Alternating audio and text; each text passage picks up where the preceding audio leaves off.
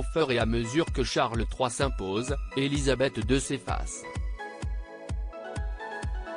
Telle est la réalité d'un souverain, qui voit un grand nombre de choses du quotidien porter son nom, puis être rebaptisé au lendemain de son départ. Il y a quelques mois, le gouvernement britannique nous dévoilait les premiers billets à l'effigie du père du prince William. Cette semaine, nos cousins d'outre-Manche commencent à mettre en circulation les premiers passeports délivrés au nom de Charles III.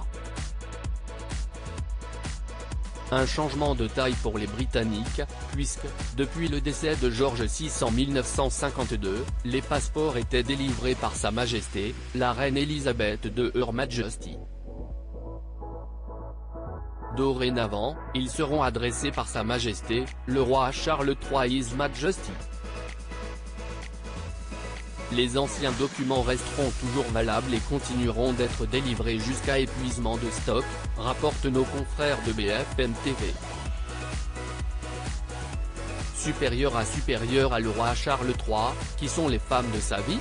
Quels autres changements vont s'opérer au Royaume-Uni depuis le décès de la reine en septembre 2022? Toute l'imagerie d'Élisabeth II a été ou est sur le point de changer.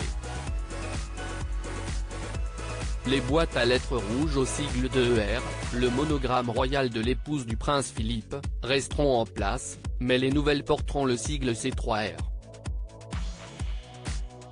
Quant aux billets de banque mis en circulation il y a peu, le remplacement n'est pas pour tout de suite.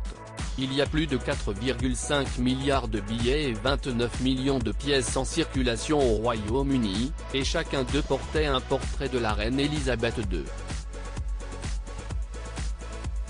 Le visage de feu la reine devrait encore trôner pendant quelques années sur les billets, en coexistence avec ceux à l'effigie de son fils. Finalement, les timbres portant le profil de Charles III, dévoilés en février dernier, devraient remplacer, comme les billets de banque, peu à peu les anciens modèles. Article écrit en collaboration avec 6 Médias Crédit Photo, agence.